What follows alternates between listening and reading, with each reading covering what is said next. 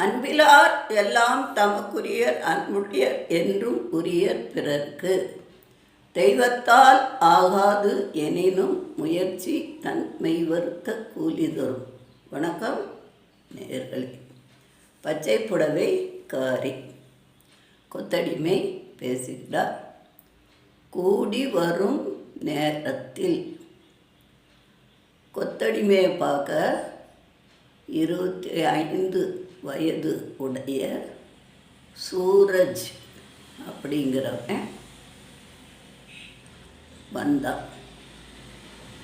எங்கள் அப்பா 500 கோடிக்கு பெருமானம் உள்ள கம்பெனிக்கு எம்டியாக இருக்கார். அவர் ஆரம்பத்தில்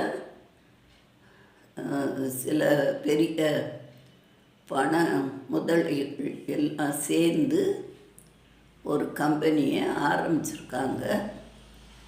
அது திவாலாக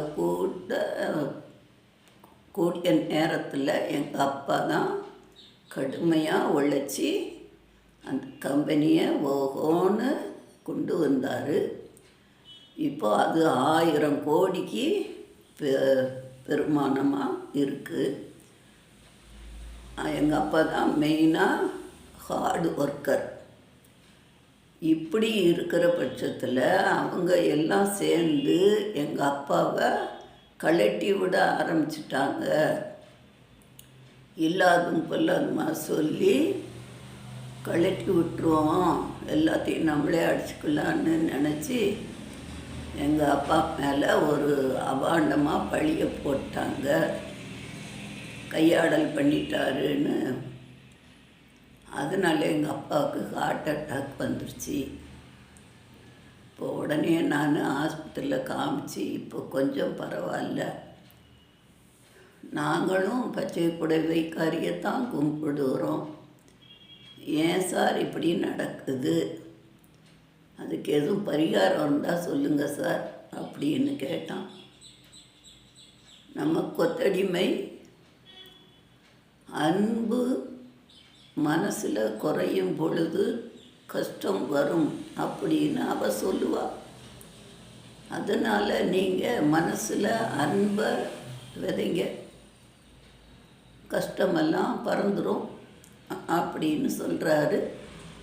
அன்பை விதைக்கிறதுனா என்ன எப்படி கேட்க, ஏழை பிள்ளைகளை தேடி கண்டுபிடிச்சி அவங்களுக்குரிய படிப்புக்கான செலவெல்லாம் ஏற்றுக்கோங்க, எல்லா கஷ்டமும் போயிடும் அப்படின்னு.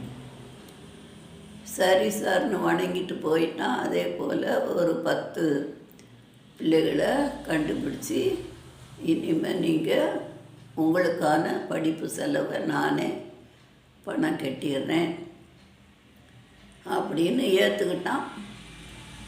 அப்புறம் அப்பாவும் தேறிட்டார். கொஞ்சம் சந்தோஷமும் அவனுக்கு வந்துச்சு. உடனே ஃபோன் பண்ணி கொத்தடிமைகிட்ட பேசினான். நீங்கள் சொல்கிறது கரெக்டு சார், உங்கள் சொல்படி நான் நடந்தேன். அது இப்போது அந்த எங்கள் அப்பா மேலே போட்ட பழியெல்லாம் தீர்ந்து போச்சு அப்படின்னு சொன்னாங்க. எங்கள் அப்பாவுக்கும் ரொம்ப சந்தோஷம். உங்களுக்கு பென்ஸ் கார் வாங்கி கொடுக்கலான்னு சொன்னார் அப்படின்னு சொன்னான். இவருக்கும் கொஞ்சம் சந்தோஷம் வந்துருச்சு.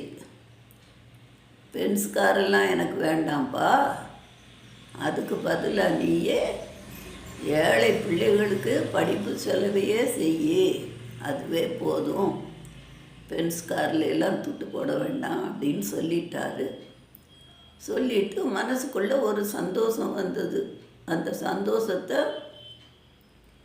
அம்மாட்ட போய் கொட்டணுமே அப்படின்னு வேகையாக போகிறாரு. பச்சை புடவைக்காரியை பார்க்க வரிசையில் நிற்காரு. அந்த சீட்டு வாங்குகிற இடத்துல கையை உள்ளே விட்டு சீட்டு வாங்க தான் போகிறாரு. உடனே டோர் மூடப்பட்டுருச்சு. இப்போது பார்க்க முடியாது. பின்னாடி ஒரு சத்தம் கேட்குது. இப்போ உன்னால் பார்க்க முடியாது, உனக்கு வெளியே வேலை இருக்குது, வெளியே வா அப்படின்னு சவுண்டு கேட்கு. தாயே அப்படின்னாரு. நீ வெளியே வா அப்படின்னா, சரி என்னம்மான்னாரு. நீ நினைக்கிற மாதிரி சூரஜுடைய பிரச்சனை சால்வ் ஆகலை. அவனுக்கு தெரிஞ்சதுன்னா இப்போ உனையும் திட்டுவான், என்னையும் திட்டுவான். இன்னும் கொஞ்ச நேரத்தில் உனையும் திட்டுவான், என்னையும் திட்டுவான். நீயே பொறுமையாக இரு, அன்பை மனசில் வச்சுக்கிட்டு எப்படி நடக்கணும்னு நான் உனக்கு சொல்லித்தரேன், அதன்படி செய் அப்படின்னு சொன்னான் பச்சை புடவைக்காரி. சரி அப்படின்னு கேட்டுக்கிட்டு வெளியே தான் வந்தானோ இல்லையோ ஃபோன் அடித்தது. சூரஜ் தான் ஃபோன் பண்ணான். ஏன் சார் இந்த பச்சை புடவைக்காரி இப்படி கொடுமைக்காரியாக இருக்கா? மனசில் ஈவு இறக்கமே இல்லை. இவளும் ஒரு தெய்வமா? கொடுமைக்காரி கண்ணா பின்னான்னு திட்டுறான். என்ன நடந்தது கேட்டார். அது எங்கள் அப்பா மேலே பழி எதுவும் கிடையாது அப்படின்னு அதை ப்ரூஃப் பண்ணுற டாக்குமெண்ட்ஸ் எல்லாம் எடுத்துக்கிட்டு ஒரு ஆள் சந்தோஷமாக எங்கள் அப்பாக்கிட்ட சொல்லிட்டு வாராரு. காரில் வந்துக்கிட்டு இருந்திருக்கிறாரு.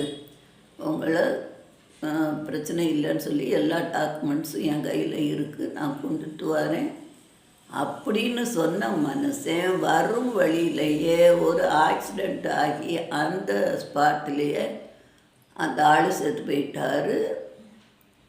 அந்த டாக்குமெண்ட்ஸும் காணாமல் போயிடுச்சு.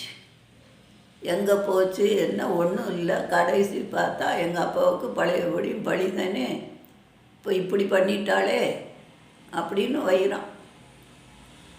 உடனே இவர் கோபம் வந்துருச்சு.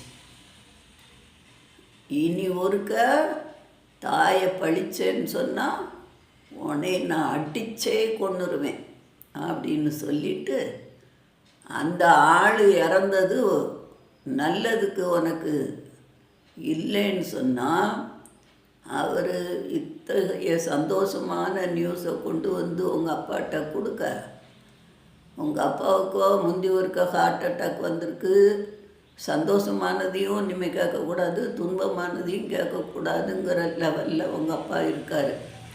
அப்படி இருக்கிற பட்சத்தில் இந்த அதிகப்படியான சந்தோஷம் வந்த உடனே ஹார்ட் அட்டாக் வந்தார்னா அந்நேரமே செத்துருப்பார். அது அவர் செத்து போயிட்டார், உனக்கு பிரச்சனை இல்லை. நான் பச்சை புடவைக்காரியை திட்டிக்கிட்டு இருக்க அப்படின்னு சொல்லிட்டு இன்னும் ஒரு 4 வருஷத்தில் இந்த பிரச்சனைகள் எல்லாமே சால்வ் ஆயிரும். உங்கள் அப்பா மேலே பழி எதுவும் இருக்காது. நீயும் பெரியவனாகிருவ. அந்த கம்பெனிக்கு தலைவராக கூட நீ தான் வருவ. அப்போது உனக்கு பேரும் புகழும் நல்லபடியாக வாழ்வ அப்படின்னு சொல்லிட்டு சரின்னு அவனும் காலில் விழுந்து வணங்கிட்டு போயிட்டான். இவரும் சந்தோஷமாக வெளியே வந்தார். பச்சை புடவைக்காரியை பார்த்தாரு. அவளும் உனக்கு என்ன வரம் வேணும் கேளு அப்படின்னா, அதான் என் மனசு பூரா அன்பு நிறைஞ்சிருக்கணும், எங்கெங்கே பிரச்சனை வருதோ அதை சால்வ் பண்ணக்கூடிய பக்குவம் எனக்கு வரணும். அதே சமயம் எனக்கு ஹெட் வெயிட் வந்துடக்கூடாது, ஆணவம் அகங்காரம் எதுவும் வந்துடக்கூடாது. உன்னை மறக்காத நினைவை கொடு அப்படின்னு சொல்லி காலில் விழுந்து வணங்கினார். கலகலன்னு சிரிச்சிட்டு பச்சை புடவைக்காரி மாயமாக மறைஞ்சு போயிட்டான். நன்றி நேயர்களே.